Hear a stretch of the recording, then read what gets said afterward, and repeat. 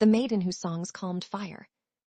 Long ago, in an Igbo village surrounded by tall Iroko trees and fertile farmlands, there lived a young woman named Adaeze.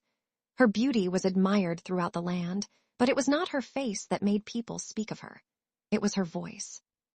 When Adaeze sang, birds perched silently on branches to listen. The wind seemed to slow its journey through the forests, and even restless children would sit quietly until her song ended. In the same village lived a hunter named Adaeze. He was brave and strong, feared by wild animals and respected by warriors. Yet he possessed a terrible flaw. His temper burned like a bushfire during the dry season. A small disagreement could make him shout. A minor mistake could fill him with anger.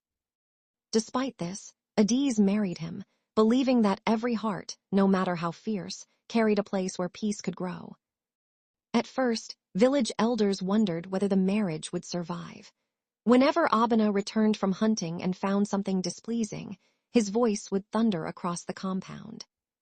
One evening, after a difficult hunt, Adaeze came home exhausted and angry.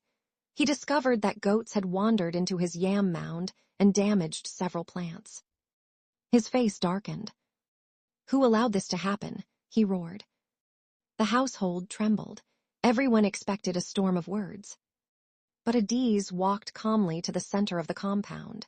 She sat beneath the moonlight and began to sing.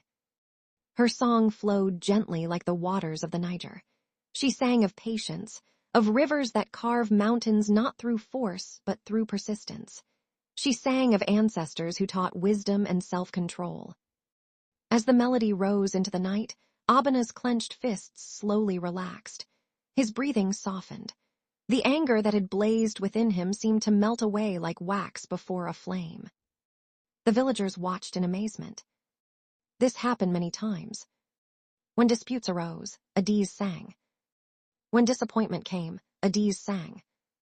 When Adaeze's temper threatened to consume his judgment, Adaeze's voice reminded him of the man he wished to be. Years passed. Gradually, Adaeze began changing. He learned to pause before speaking. He listened more and shouted less. Eventually, people no longer spoke of him as the angry hunter. They spoke of him as the wise elder who settled disputes with fairness. One day, a traveler asked him, "Great elder, what medicine cured your temper?" Adaeze smiled and pointed toward Adaeze, who was singing with children beneath a mango tree. "No herb from the forest," he replied. "No charm from Adibia. My wife taught me that a gentle heart can accomplish what strength alone cannot." The traveler nodded and carried the story to distant villages. And so the tale of Adaeze lived on for generations, not because she possessed magical powers, but because she understood a timeless truth. A kind voice, spoken with wisdom and love, can calm fires that force can never extinguish.